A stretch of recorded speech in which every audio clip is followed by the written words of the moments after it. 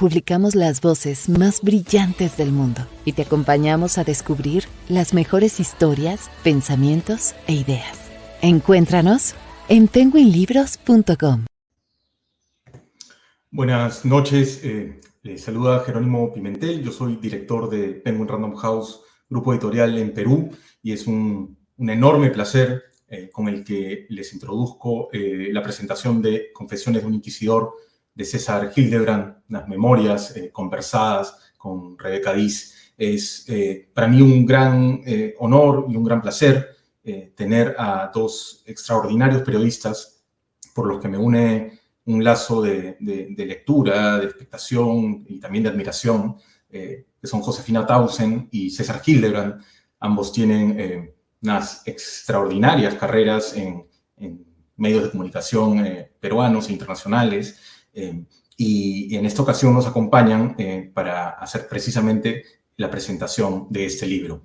Yo los quiero saludar, les quiero agradecer, los quiero felicitar por sus extraordinarias carreras, y me uno a todos los espectadores que se están conectando con nosotros para poder presenciar o espectar a través de estos medios telemáticos la conversación alrededor de las memorias de César Hildebrand, Confesiones de un Inquisidor. Sin más protocolo y sin más prólogo, Josefina, te cedo la palabra, quedo muy agradecido.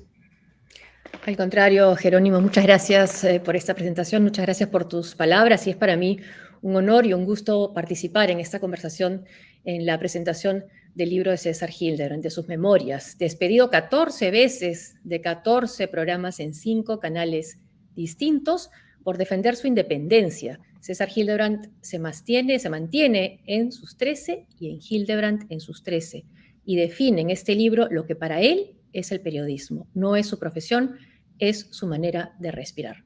César, buenas tardes. Hola, buenas noches, Josefina. O buenas noches, ¿no? Sí, buenas noches. Qué gusto de estar otra vez contigo. Igualmente, bueno, César, gracias. Y gracias a Jerónimo por tu generosidad. Algunos sospecharán, puede ser, digamos, nacida de un conflicto de intereses, pero no. Yo creo que en el caso de Jerónimo es absolutamente auténtica. Sería incapaz de decir algo que no siente. Lo conozco. ¿Cómo es ser periodista, que para usted es una manera de respirar en nuestro país? ¿Cómo es serlo en el Perú, un país al que usted quiere tanto, pero que a la vez considera que tiene algo enfermo sembrado en el alma? Pelear, luchar, no desmayar. Y todo esto desde la convicción de que al final la guerra se puede perder. Y la gran batalla decisiva no necesariamente se va a ganar. Es decir, entender que el Perú siempre es una víspera, un prólogo, ese libro que no concluye, y no cejar en el empeño de creer que hay una solución es el secreto de seguir viviendo en el Perú. Es decir, el suicidio no es una, digamos, recurrencia masiva, precisamente porque existe la posibilidad de una luz al final del túnel, ¿no? Pelear todos los días, pelear con todo y pelear contra la inercia. Eso es básicamente. Sin mayores méritos, ¿eh? Cumplir la chamba, como dirían los chicos de hoy. Cumplir la chamba. ¿Cómo pueden cumplir los chicos de hoy la chamba en los canales de televisión, en los grandes medios? ¿Están condenados a que si quieren ser independientes van a tener que vivir entre el desempleo y el autoempleo? Buena pregunta, incómoda no para mí, pero sí seguramente para algunos, ¿no? Habría que preguntarle, no sé, a la gente despedida de Cuarto Poder qué pasó ahí, ¿no? Con el ingreso de este capataz noticioso que quiso darle un sesgo absolutamente malicioso al contenido informativo. Es cierto, ¿no? Si quieres ser libre, ejercer el periodismo de verdad, pues no puedes estar en la televisión. En la televisión de hoy, imposible. Hay una incompatibilidad intrínseca entre ser libre y trabajar en los canales grandes de la televisión. Por eso es que el formato que al principio parecía clandestino y condenado al fracaso, empieza a tener fuerza, ¿no? El formato de los videos personales, los canales propios, en fin, todas las grietas que se han abierto para que la libertad y en algunos casos la anarquía y también la mala información surjan. Sí, usted, por ejemplo, a nuestro programa que tenemos con Renato Cisneros nos sacó de la clandestinidad y le agradecemos mucho. No, no, fueron ustedes, eso es mérito de ustedes, y es un mérito de verdad de quitarse el sombrero, porque, hombre, de la nada, de 0,0, ahora tienen una audiencia, un prestigio, una reputación muy bien ganados. Gracias, César. Esta idea de este capataz noticioso parece también algo así como un comisario soviético, ¿no? Sí, sí, sí, sí. Y en realidad lo fue, porque este capataz fue integrante de la ultraizquierda y hay fotos de él luciendo su musculatura cuando era un miembro radicalísimo de la izquierda más marxista, más leninista, más bolchevique que uno puede imaginar. Yo siempre he dicho, cuidado con los conversos, ¿no? ¡Wow! Los conversos. Y sí, pues, y ahora resulta que es una especie de caporal, caporal noticioso, al servicio en fin, de una muy respetable familia que sigue creyendo que la prensa es un latifundio, ¿no? El epílogo del libro, al que llama Breve Historia del Desastre, menciona la inminente proclamación de Pedro Castillo y advierte que a un gobierno legítimo y frágil le espera un Congreso fiero. Estamos enamorados de la muerte, afirma. ¿Estos primeros meses del gobierno de Castillo confirman este romance fatal? Sí, sí, fatalmente. Esa frase, digamos, surge de un sedimento más o menos ancho, más o menos grueso, de muchas lecturas y reflexiones en torno al Perú, ¿no? Uno lee a Basadre completo y queda exhausto y queda de verdad casi asmático. Pero la primera pregunta que surge de leer, digamos, la historia de la República es: ¿y cómo llegamos a esto? ¿Qué hicimos tan mal? Y eso se ha venido repitiendo de una manera constante y sistemática en el Perú, ¿no? Un Perú que no ha podido fijar un destino colectivo, un destino que comprometa, digamos, a todos, o a casi todos, o a la gran mayoría por lo menos, ¿no? Y en este país desgarrado, la frustración es el desenlace habitual de las aventuras políticas, ¿no? Esto, por supuesto, se ha agravado en estos últimos 30 años porque el fujimorismo logró de verdad eviscerar al Perú y destruir, digamos, lo que quedaba de la clase política.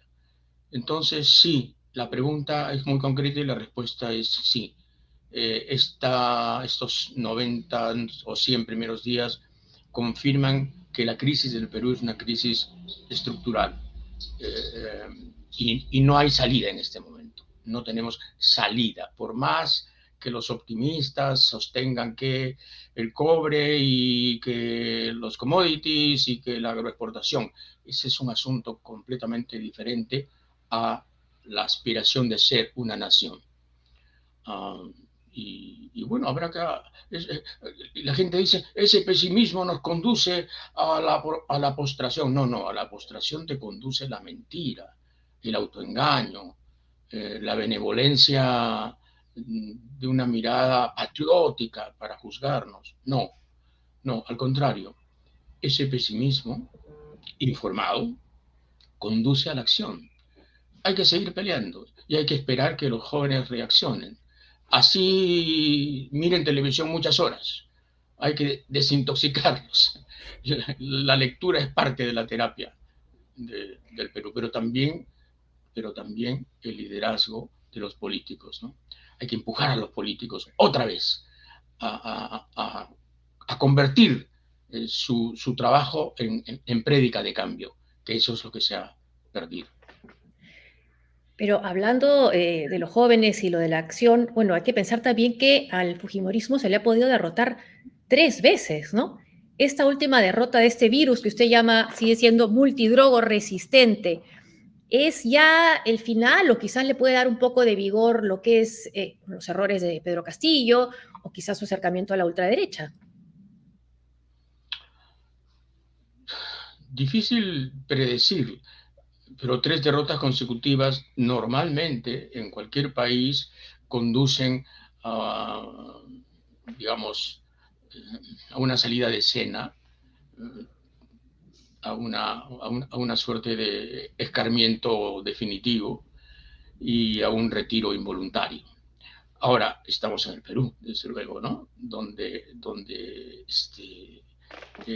en los cementerios hablan y donde los zombies nos conversan y nos riñen a veces. Yo sí creo, desde mi punto de vista personal, que este es el final, por lo menos, de Keiko Fujimori. Pero eso no significa que el fujimorismo, como opción de un populismo autoritario de derechas, no prosiga, porque sale Keiko, pero entrará, en Kenji. fin, sí, entrará, no necesariamente, sino entrará, digamos, otra opción que más o menos signifique lo mismo. Al final de cuentas, ¿qué cosa es Renovación Popular?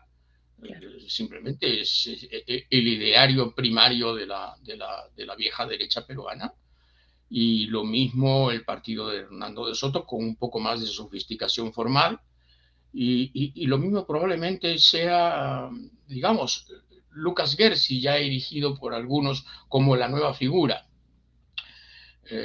y la renovación de las derechas, ¿no? Esa es la Entonces, renovación. ¿perdón? Eso se puede considerar renovación. Bueno, por lo menos generacional, ¿no?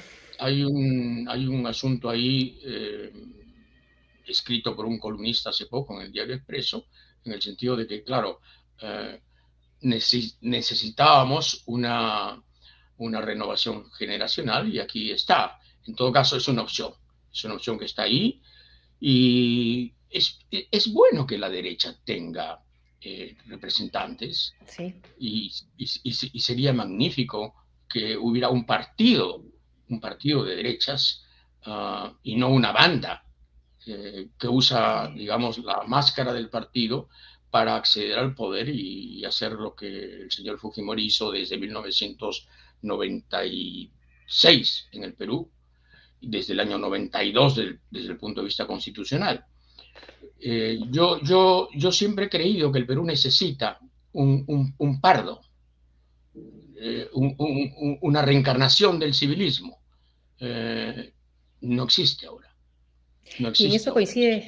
coincide usted con Aya de la Torre, ¿no? En la entrevista que le hizo, él decía eso, ¿no? Que al Perú le ha faltado un país conservador y una de las sesiones de un partido conservador. Y en una de las sesiones del libro, de este libro de sus memorias, usted habla sobre Aya de la Torre, precisamente, quien lo entrevistó con César Lévano. Y usted anota que le falta autocrítica a Aya de la Torre, sobre sus decisiones políticas, pero destaca la austeridad de Villa Mercedes y lo que Luis Alberto Sánchez llamaba el orgullo de una ética social, personal, que no podía discutirse. Tras los gobiernos apristas y la pérdida de esta ética social, o sea, es esa situación en la que está el APRA, ¿cómo ha afectado a nuestra democracia que vaya desapareciendo un partido que proclamaba que iba a salvar al Perú y que nunca se iba a morir?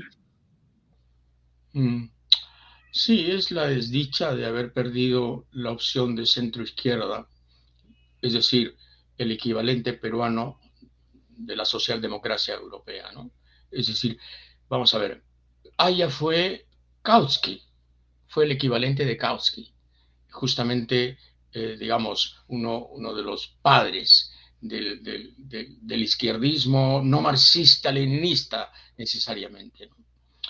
Y la gran desdicha, la gran desgracia ha sido que el APRA fue, digamos, degenerando y perdiéndose en una serie de, en fin, compromisos impensables, y esos compromisos al final le quitaron identidad y la convirtieron en lo que fue al final, ¿no?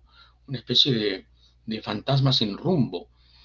Claro, la asunción de Alan García a los primeros puestos, a las candidaturas y al liderazgo incontestable que tuvo, fue el puntillazo.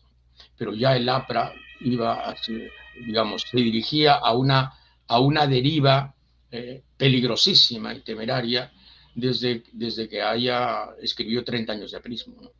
Y eso fue en 1954.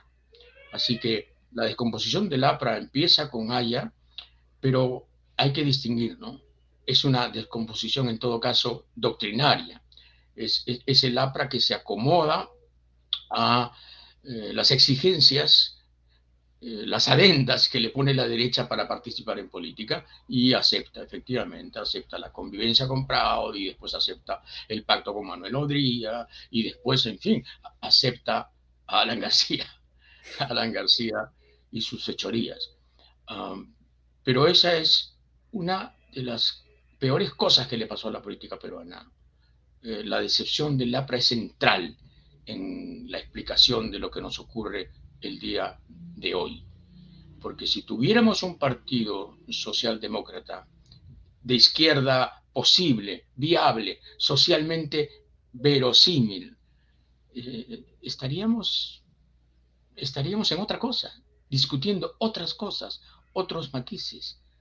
Pero, claro, ¿qué país es este tan raro, el que amamos, el que sufrimos a la vez, que produce preguntas como las que el otro día mi distinguido colega Jaime Chincha le hacía al ministro Pedro Franque, ¿no? Le preguntaba con toda buena fe, Jaime, señor ministro, pero en este gobierno se respeta la propiedad privada. ¿Cómo? Esa es una pregunta ¿de dónde? ¿De qué siglo? ¿De qué años? ¿De qué origen? ¿Se respeta la propiedad privada? Es una pregunta a un ministro, sí, pues es una pregunta legítima. Es una pregunta legítima porque el Perú es un país tan desconcertado que efectivamente que el ministro diga que sí se respeta la propiedad privada resulta una especie de descubrimiento conceptual. Oh, sí, qué maravilla, se respeta la propiedad privada. No lo sabíamos. Bueno, ese es el drama que vivimos. Y sobre el drama en el que vivimos, ¿hasta qué punto es comparable? Y lo digo porque usted siempre trata de recordar en Hildebrandt que sus 13 lo que fue la tragedia de la guerra con Chile, ¿no? ¿Hasta qué punto la pandemia es comparable con el desastre, la tragedia de la guerra con Chile? ¿Qué nos muestra? ¿Nos ha mostrado las mismas debilidades que teníamos en 1879? Bueno, son, digamos, realidades distintas, pero efectivamente malestares semejantes. El viejo diagnóstico, al final, basadriano, ¿no? El estado empírico, el abismo social, igual, en el 79, 1879 y en el año de la pandemia. Resulta que este país, que ya estaba a punto de ser admitido por la OCDE, los tigres de América del Sur, el país que más había crecido en los últimos años, en la última década sobre todo, resulta que tenía 300 camas UCI. Resulta que no había infraestructura sanitaria. Resulta que estábamos virtualmente acéfalos, con gobiernos sucesivos, transitorios, sin legitimidad, algunos. Y resulta que efectivamente la pandemia se ensañó con este país simulado que marchaba orondo hacia la prosperidad y que de un zarpazo encontró que el 20% de pobreza se convertía en 30%, que es la cifra actual, y si hablamos de pobreza no monetaria, sino pobreza estructural, estamos hablando del 40% de pobreza. Entonces, claro, clases dominantes, pero no creadoras de país, de nación, corrupción, descomposición social, tendencia a la anarquía, 1879 y comienzos del 2020. Hay parentesco. No estamos preparados para enfrentar juntos los grandes desafíos. No hemos hecho la tarea de construir un país que tenga vocación colectiva hacia metas razonables. Que eso es, al final de cuentas, lo que nos diferencia con aquellos que han logrado la felicidad de encontrar, dentro de las discrepancias y los millones de matices que puede haber, metas indiscutibles, ¿no? La pregunta que nos hace falta hacer a los periodistas es: ¿cuál es la meta indiscutible que ha producido la clase política y que pueda ser respondida con un sí coral, masivo, nacional? Ninguna. Y esa creo que es una tragedia. Incluso antes de la pandemia, comentando la necesidad de reconstruir el país, usted le dice a Rebeca Díaz que nos harían falta 200 González Prada. Después de la pandemia, ¿cuántos? Sí. Después de González Prada, digamos, vino la catástrofe, ¿no? González Prada estuvo, dicho sea de paso, sirviendo en el ejército de reserva en la batalla de San Juan. No fue usada esa reserva, perdimos la batalla desde luego, pero después de González Prada, digamos, nuestro Savonarola, el gran predicador de la indignación, la encarnación más retórica y convincente y literaria de la ira, vino el mariscal Andrés Avelino Cáceres, ¿no? En ese momento, simplemente un general ayacuchano.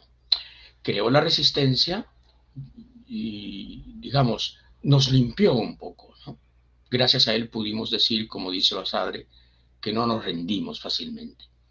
El problema es que cuando Andrés Avelino Cáceres llega al poder, se convierte en alguien totalmente distinto, alguien que desconoce sus compromisos, se alía otra vez con la vieja plutocracia y hace un gobierno relativamente desastroso. Y al final quiere perpetuarse o quiere, digamos, mantener su legado a través de un presidente títere. Y Pierola lo derroca. Pierola, que había sido el gran enemigo del Perú durante tantos años. Es que esa es la historia. La gente no entiende que cuando Castillo llega y las contradicciones vienen y los sustos acuden en tropel, no estamos sino repitiendo. Somos un disco rayado. Eso es lo que somos. Y si tenemos en cuenta eso, deberíamos ensayar otras fórmulas, ¿no? Y repetimos frustraciones. Ahora, la muerte de Guzmán, ¿no? De Abimael Guzmán, usted lo describe como un ser despreciable, un farsante. Estuvo más de 10 días el cuerpo en la morgue y paralizó al gobierno, paralizó al Estado. ¿Cómo entender algo así? Sí, es lo que produce la muerte, ¿no? Una especie de piedad concertada respecto del individuo. Y claro, en un gobierno como este, precario, confuso, merodeado por gente vinculada al Moadef, era lógico que pasara esto, ¿no? ¿Qué hacer con el tótem? ¿Qué hacer con el potencial ídolo? ¿Qué hacer con el culto funerario? Y bueno, al final felizmente se tomó la decisión que se tomó. Pero Guzmán es un ser despreciable. No importa si vivo o muerto. Fue, es y será un ser despreciable. Porque yo entiendo que alguien pueda alzarse contra el sistema. Luis de la Puente Uceda lo hizo Hugo Blanco, lo hizo Héctor Béjar, lo hizo Javier Heró, lo hizo Chan junto al Che. Lo hizo Mujica en el Uruguay. No, ya, y no hablemos, por supuesto, de la gente que fue masacrada por ser Tupamara en Uruguay. Pero estaba hablando, digamos, del elenco peruano de alzados, ¿no? Una cosa es esa.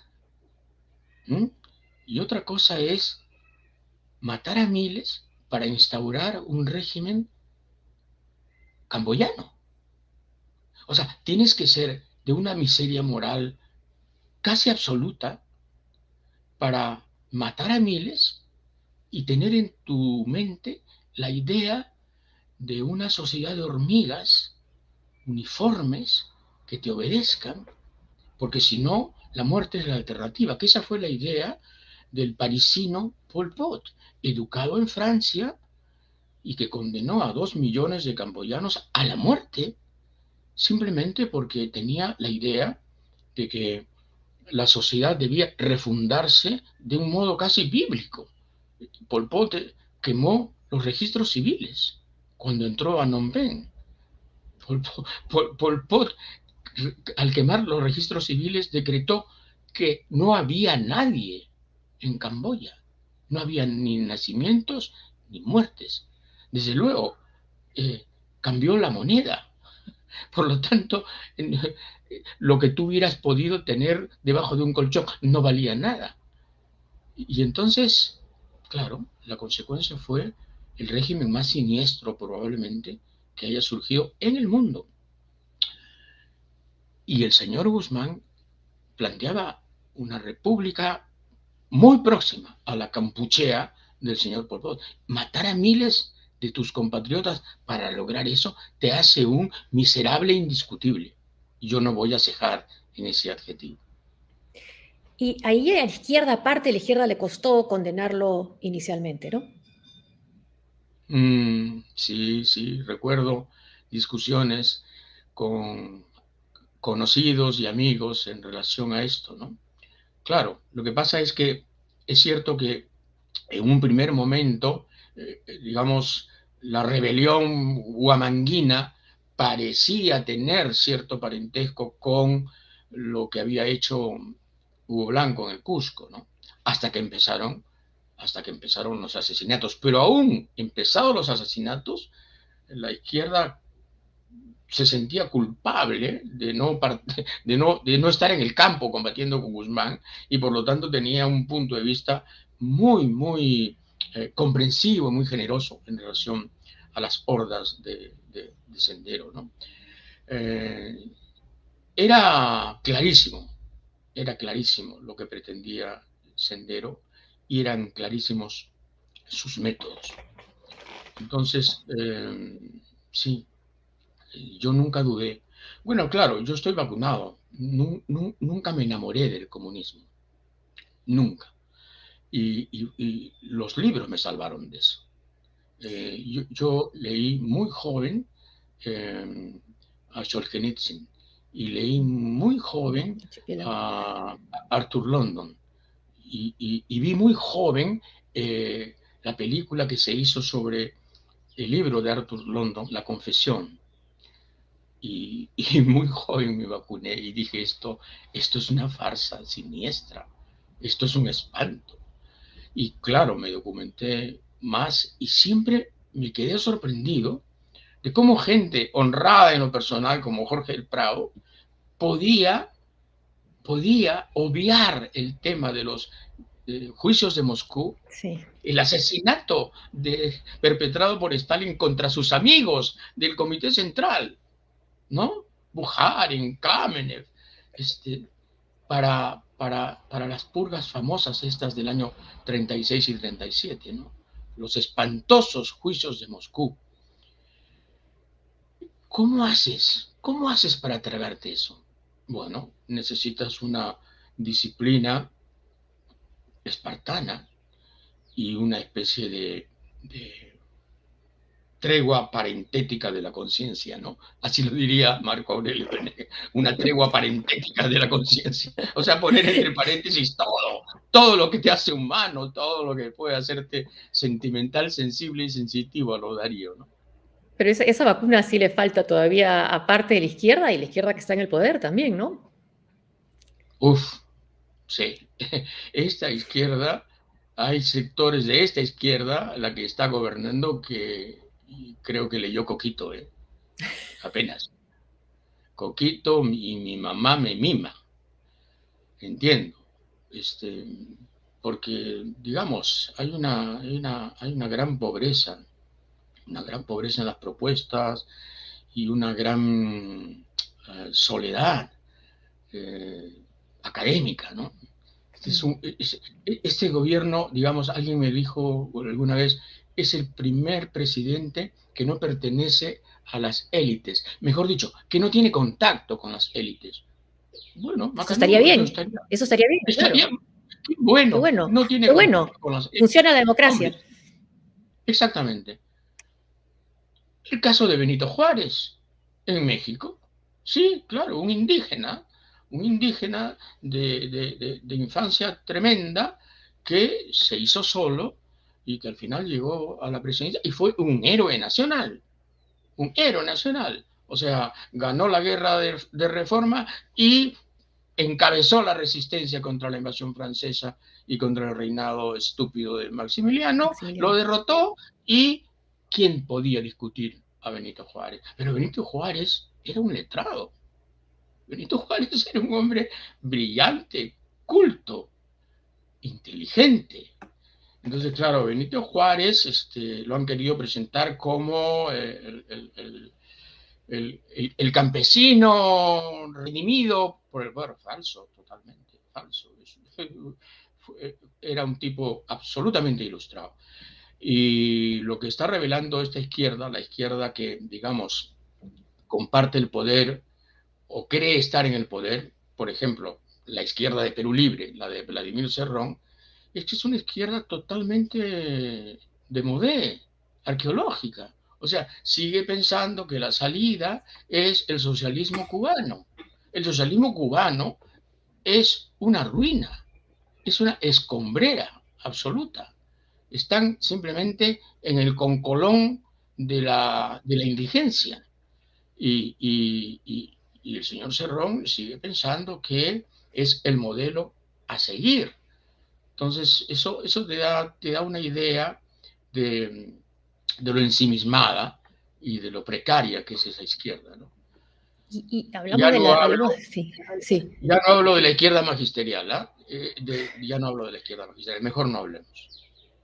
Y de la derecha, usted dice la izquierda está de modé, pero la derecha, la que está en el Congreso, ¿cómo calificarla?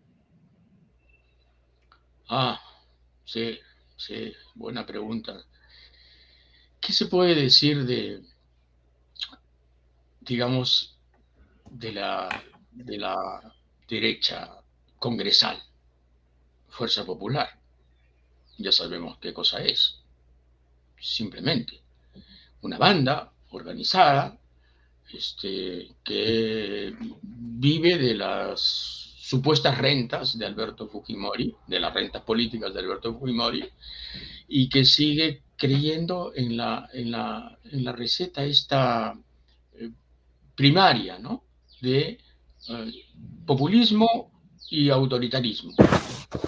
No funciona. Eso no funciona, simplemente, en este momento. Luego tenemos a Renovación Popular. ¿Qué cosa es eso?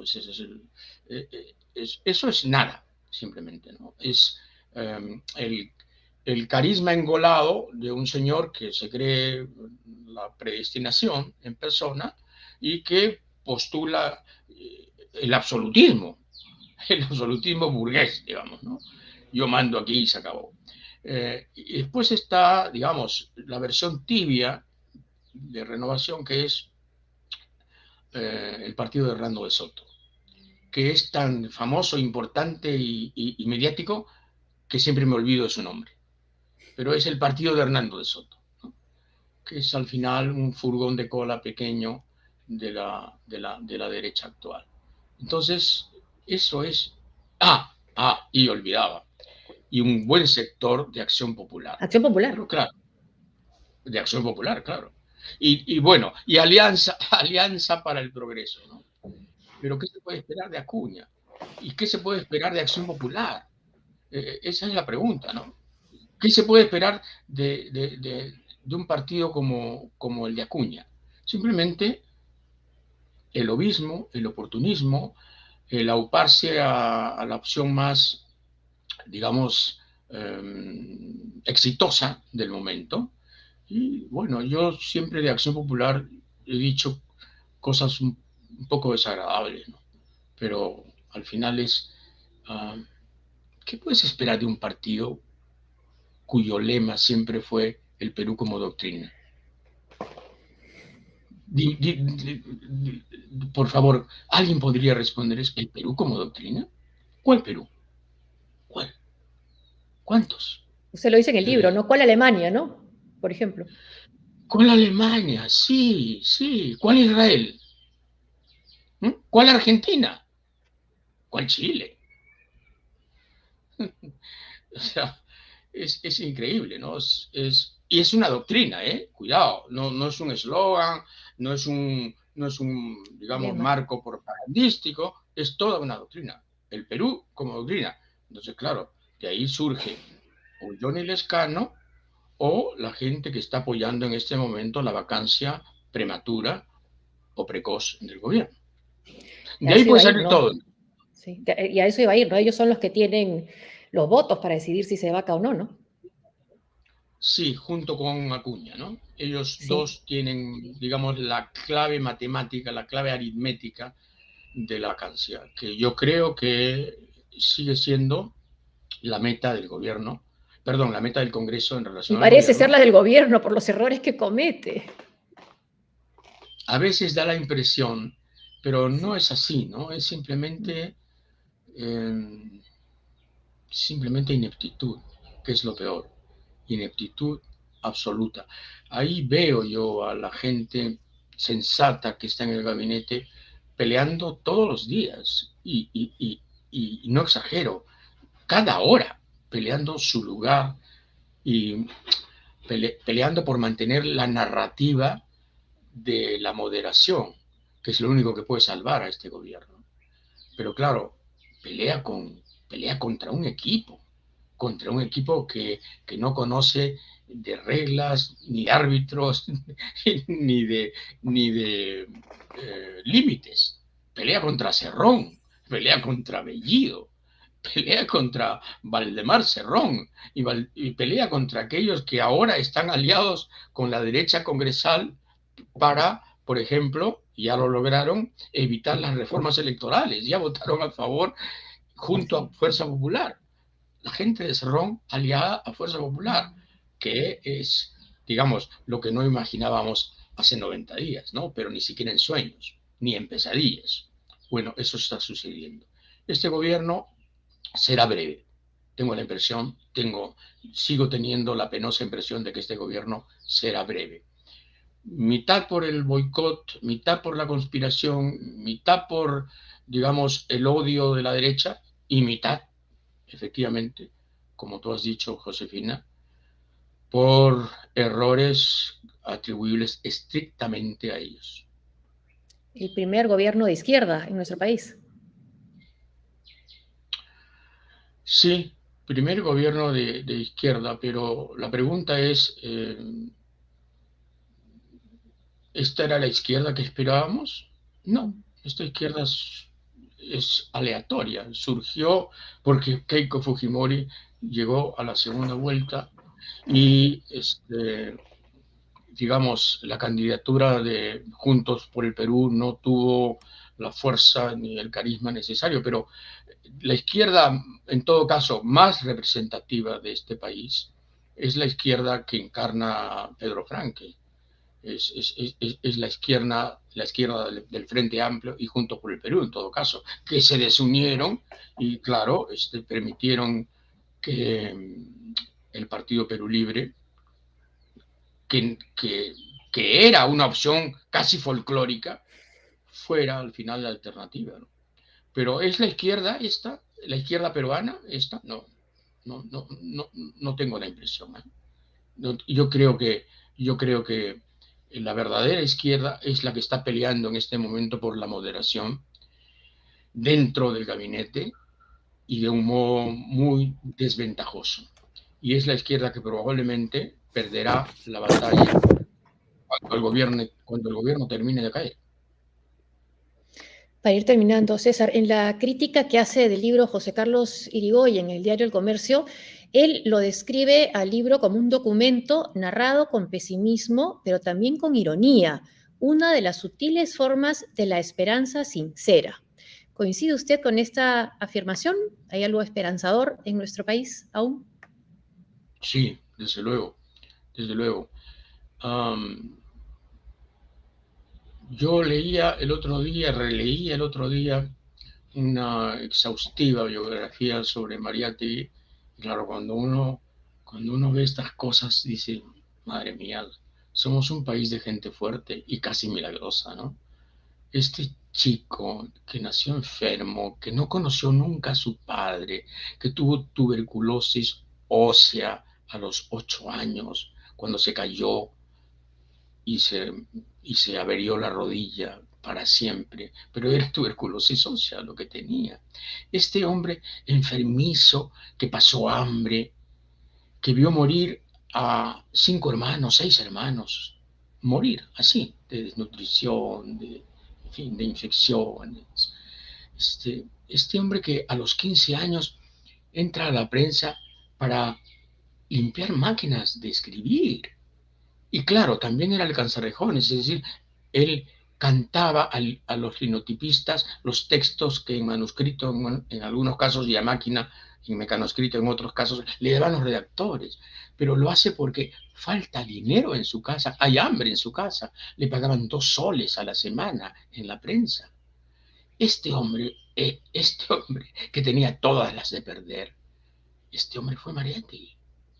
Y este hombre construyó el Partido Socialista. El Partido Socialista. Y este hombre se fue a Italia, es cierto, llevado por Leguía, es decir, Leguía le encargó junto a César Falcón, digamos, hacer propaganda por el Perú. Efectivamente, fue un mal gesto de Mariátegui aceptar eso, pero así fue a Europa. En Europa estuvo 3 años y medio, casi 4. En Europa, digamos, terminó de formarse y regresó. Y ese es José Carlos Mariátegui. Y uno dice, madre mía, nadie daba un centavo por este chico cuando tenía 15 años. Y sin embargo lo hizo. Y el Perú tiene esa resistencia. El Perú tiene esa terquedad histórica y lo ha demostrado en muchos aspectos. Cómo nos rehicimos después de la gran derrota con Chile. No solo eso, ¿no? Cómo nos rehicimos después de la invasión española, ¿no? Mantuvimos, sin embargo, ahí una especie de germen andino que nunca murió, a pesar de la devastación, a pesar de la viruela y a pesar de las masacres y de los potosíes y todas las canalladas que supuso el sistema colonial. Pero ahí estábamos, ¿no? Y uno visita provincias a veces andinas y dice, caray, aquí hay algo que perdura. Ese vínculo ancestral con lo más germinal de nuestra identidad nos hace mucha falta. Pero yo confío en que la lucha seguirá. ¿En qué terminemos? Pues no lo sé, no lo sé. El asunto es no dejar de luchar. El optimismo aquí consiste en luchar, simplemente, en luchar sin desmayo para que estas cosas mejoren. Pero para eso, desde luego, lo primero que necesitamos es un diagnóstico realista. Lo peor que nos hace, lo peor que nos puede hacer a nosotros los peruanos es mentirnos sobre nosotros mismos, ¿no? ¿Somos un gran país? No, no somos un gran país. Somos un mediano país que podría ser un pequeño país y que en muchos casos podría ser hasta un estado fallido. Tenemos que pelear en contra de eso, ¿no? Es en el fútbol, ¿no? Es lo mismo en el fútbol, ¿no? Sí, somos una gran selección. No, no, no, no somos una gran selección. Somos una selección luchadora en todo caso, ¿no? Pero no somos una gran selección. Y fuimos al Mundial. No, no. Fuimos al Mundial porque la FIFA le quitó 3 puntos a Bolivia. Y con esos 3 puntos nosotros trepamos. Hacen falta voces que simplemente nos recuerdan lo que somos para poder intentar ser otra cosa. Para intentar ser más, tenemos que saber qué somos. César, muchas gracias. Muchas gracias por esta conversación. Vamos Gracias a ti. ahora. Gracias. Volvemos con Jerónimo. Jerónimo, ¿qué tal? Muchas gracias, Josefina. Muchas gracias, César, por esta exquisita conversación. Yo los he escuchado absolutamente deleitado. Conversaba con un amigo hace poco, ayer nomás, acerca de la ausencia de conversaciones en este país. Cuánto se extrañan las buenas conversaciones y que da gusto ver qué tan pronto se ha remediado esa ausencia. Por supuesto, ese intercambio de miradas y conocimiento se puede ver en el libro de César con Rebeca, en Confesiones de un Inquisidor, pero me gusta recordar que se puede ver también en Sálvese quien pueda, los lunes, miércoles y viernes, a Josefina con Renato, y se puede ver, por supuesto, en el podcast de César los lunes a las 8:30 y en el semanario que sale todos los viernes. Así que no nos falta ni buen gusto, ni cultura, ni información, y eso es gracias a ustedes. Yo me despido muy agradecido, han sido ustedes muy gentiles. Gracias, muchas gracias.